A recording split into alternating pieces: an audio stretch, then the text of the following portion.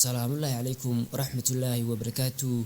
توضيح المقال كم حنكو قاعدة ديك دون حصة على ذا وده حيسا ودنك تركيا iyo Faransiiska.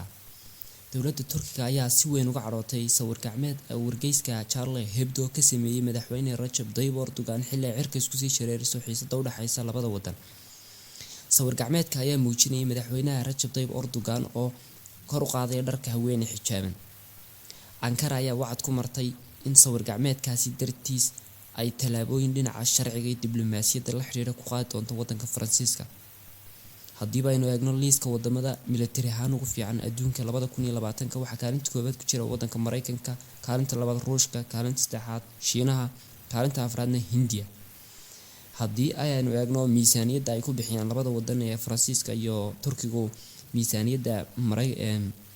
miisaaniyadda militariga Faransiisku wuxuu ku bixiyaa 5 bilyan, sidoo kale Turkigu wuxuu ku bixiyaa 18 bilyan.